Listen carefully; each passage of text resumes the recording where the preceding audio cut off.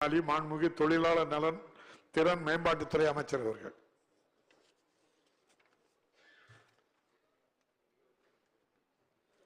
மாண்புமிகு பேரவைத் தலைவர் அவர்களே, மாண்புமிகு நம்முடைய உறுப்பினர் அவர்கள் தமிழ்நாட்டிலே பணியாற்றக்கூடிய வெளிமாநில தொழிலாளர்களுக்கு தமிழ்நாட்டில் பணிபுரிகின்ற தொழிலாளர்களுக்கு வழங்கப்படுகின்ற உதவிகள் வழங்கப்படுமா என்று கேட்டிருக்கிறார்கள். நிச்சயமாக வழங்கப்படும் என்பதை இந்த நேரத்திலே நான் தெரிவித்துக் கொள்ள விரும்புகிறேன். குறிப்பாக நம்முடைய தமிழ்நாட்டில் 20/6/2024 வரை 2660 வெளிமாநில தொழிலாளர்கள் வாரியத்தில் பதிவு செய்துள்ளனர். தமிழ்நாடு கட்டுமான தொழிலாளர் நல வாரியத்தில் உறுப்பினர்களாக பதிவு செய்துள்ள வெளிமாநில தொழிலாளர்களுக்கு கல்வி உதவித்தொகை, மகப்பேறு உதவித்தொகை, திருமண உதவித்தொகை, விபத்து உதவித்தொகை, விபத்து மரணம், இயற்கை மரணம், ஈமச்சடங்கு உதவித்தொகை போன்ற உதவிகள் வழங்கப்படுகின்றன என்பதை தெரிவித்துக் கொள்கிறேன். மாண்புமிகு உறுப்பினர் நாகைமாலி. மாண்புமிகு பேரவை தலைவர் அவர்களே, இன்றைக்கு வெளி மாநிலங்களிலிருந்து தமிழகத்திற்கு பல்வேறு தொழில்களை செய்வதற்கு தொழிலாளர்கள் வந்து கொண்டிருப்பதை நாம் பார்க்கிறோம்.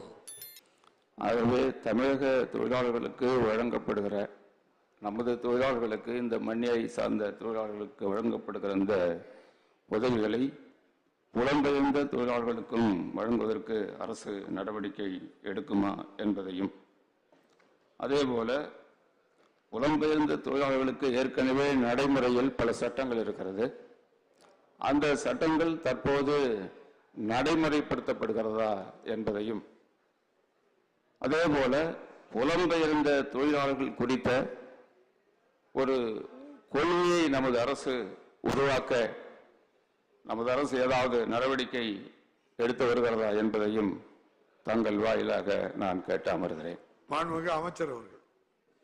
மாண்புமிகு பேரவைத் தலைவர் அவர்களே, நம்முடைய மாண்புமிகு உறுப்பினர்களுக்கு நான் விளக்கமாகத்தான் சொன்னேன். தமிழ்நாட்டிலே பணிபுரிகின்ற தொழிலாளர்களுக்கு, வெளிமாநில தொழிலாளர்களுக்கு தமிழ்நாட்டிலே பணிபுரிகின்ற தொழிலாளர்களுக்கு வழங்கப்படுவதை போன்றே வழங்கப்படுகின்றன.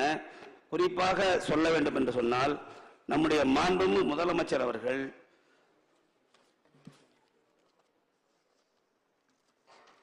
21/7/2023 அன்று ஒரு பேரவையின் அனுமதியுடன் வினாக்கள் விடைகள் நேரம் நீட்டிக்கப்படுகிறது.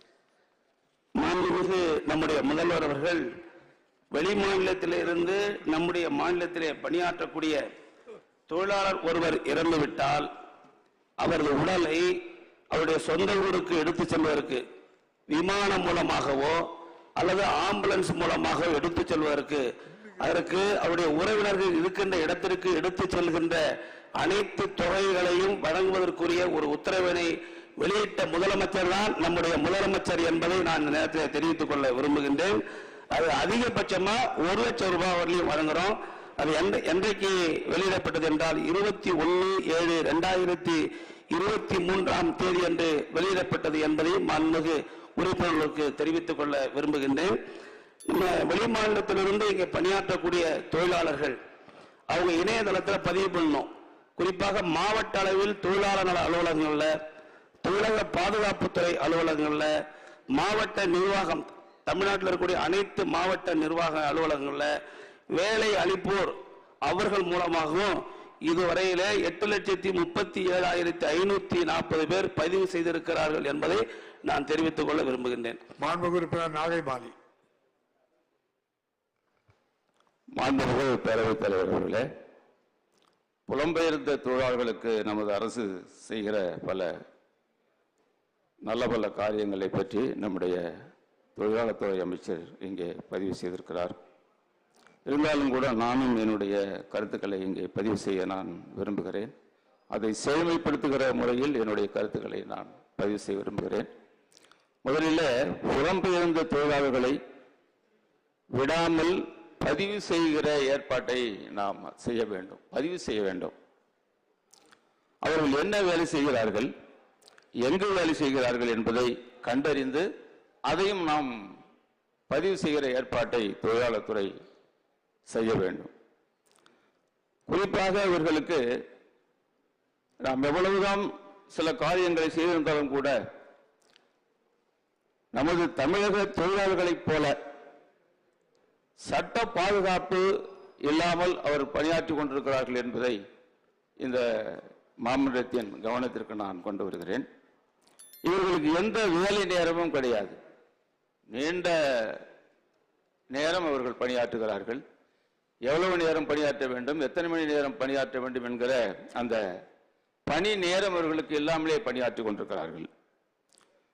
வேலை செய்யக்கூடிய இடங்களிலேயே தங்க வைக்கப்படுகிறார்கள். எங்க வேலை செய்யறாங்களோ அங்க தங்க வைக்கப்படுகிறாங்க. நீங்க கேள்வி அந்த இடங்கள்ல நீங்க கேள்வி நீளமா கேட்க முடிச்சுட்டேன். முக்கியமான கேள்வி இல்லையா அது? முடிச்சுட்டேன். ஆகவே எந்த இடங்களில் தங்க வைக்கப்படுகிறார்கள் என்பது நமக்கு தெரியாது. வேலை செய்யக்கூடிய இடங்களிலே தங்க வைக்கப்படுகிறாங்க. அது வேலை செய்யக்கூடிய இடங்களில் தங்க வைக்கப்படுகிற பொழுது சுகாதாரமற்ற இடங்களில் அவர்கள் தங்க வைக்கப்படுகிறார்கள் என்பதை நேரடியாக கூட நான் எல்லாம் பார்த்திருக்கிறேன். அந்த வகையில் அரசு அவர்கள் அப்படி வேலை செய்யக்கூடிய இடங்களில் தங்க வைக்கப்பட்டால் ஒரு சுகாதாரமான இடங்களில் அவர்கள் தங்க வைக்கப்பட வேண்டும். அவர்களுக்கான அந்த குடிநீர், மற்ற நீர் வசதி, இருப்பிட வசதி, கழிப்பிட வசதி இவைகளெல்லாம் முறையாக செய்வதற்கு நம்முடைய துறை நடவடிக்கை எடுக்க வேண்டும். ஒரு முறைப்படுத்தப்பட வேண்டும். இந்த புலம்பெயர்ந்த தொழிலாளர்களை பணி கலாச்சாரம் குறித்து ஒரு பாலிசி, ஒரு முறைப்படுத்த வேண்டும் என்று இந்த நேரத்தில் நான் கேட்டுக்கொள்கிறேன். நமது தொழிலாளர்களை போல அவர்களும் இல்ல. கேள்வி அதானே. அமைச்சர் பதில் சொல்லுங்க.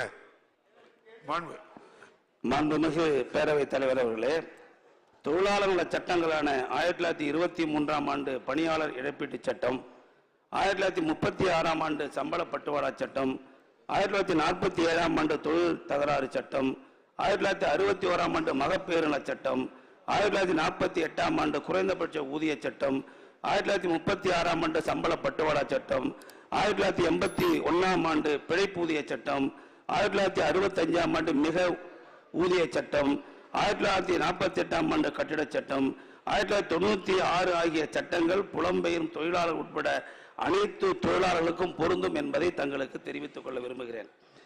குறிப்பா சுருக்கமா சொல்றேன். 1983ஆம் ஆண்டு மாநிலம் விட்டு மாநிலம் குடிபெயரும் தொழிலாளர்களின் பணி முறைப்படுத்துதல் பற்றிய விதிகள்ல என்ன சொல்லியிருக்குன்னா, புலம்பெயரும் தொழிலாளர்களுக்கு விதிமுறை பணி நேரம், மிகை பணி நேரம், மருத்துவ வசதிகள், குளிர் பாதுகாப்பு ஆடைகள், குடிநீர் கழிப்பிட வசதிகள், துணி துவைப்பதற்கான வசதிகள், ஓய்வறை வசதிகள், சிற்றுண்டி சாலை, குழந்தைகள் காப்பகம், தங்குமிடம் ஆகிய வசதிகள். சுருக்கமா அவர் நிறைய கொஞ்சம் நீளமா கேட்டாங்க ஐயா, அதனால கொஞ்சம் சொல்லி முடிச்சிடறேன். வெளிமாநில தொழிலாளருக்கு செய்துத்தர வழிவகை செய்யப்பட்டுள்ளது. மேலும் புலம்பெயரும் தொழிலாளர்கள் இடப்பெயர்ச்சி, ஒரு கம்பெனியில வேலை செய்யறோம், ஒரு இடத்துல இன்னொரு இடத்துக்கு போகணும்னா கூட அதுக்கு பயணப்படி கொடுக்க வேண்டும் என்று விதிவகையிலே சொல்லப்பட்டிருக்கிறது. ஒன்றை நான் இந்த நேரத்தில் தெரிவித்துக் கொள்ள விரும்புகிறேன். இந்த வெளிமாநில தொழிலாளர்கள் பற்றிய ஒரு சர்ச்சை வந்தபோது பீகார் மாநிலத்திலிருந்து ஊரக தொழில்துறையினுடைய செயலாளர் தமிழகத்திற்கு வந்து காஞ்சிபுரம், திருப்பூர் போன்ற மாவட்டங்களில் சென்று அங்க பணியாற்றக்கூடிய தொழிலாளர்களை சந்தித்து கேட்டபோது, தமிழ்நாட்டை ஆட்சியை கொண்டிருக்கின்ற முதலமைச்சர் தளபதியுடைய ஆட்சியிலே நாங்கள் சிறப்பாகவும் மகிழ்ச்சியாகவும் வாழ்ந்து கொண்டிருக்கிறோம் என்று சொன்ன செய்தி பத்திரிகையிலே, ஊடகங்களிலே, தொலைக்காட்சியிலே வந்திருக்கிறது என்பதை நேரத்தில் தெரிவித்துள்ளேன். ஆகவே வெளிமாநில தொழிலாளர்களுக்கு உரிய பாதுகாப்பும் சட்ட பாதுகாப்பும் வழங்கப்பட்டுக் கொண்டிருக்கிறது. நம்முடைய சட்டமன்ற உறுப்பினர்கள் குறிப்பிட்டு எந்த தொழிற்சாலை என்று சொன்னால் உரிய நடவடிக்கை அரசு செய்யும் என்பதை தெரிவித்துக் கொள்கிறேன். விநாயகன் 69 மாண்புமிகு உறுப்பினர் திரு A.K. செல்வராஜ், மாண்புமிகு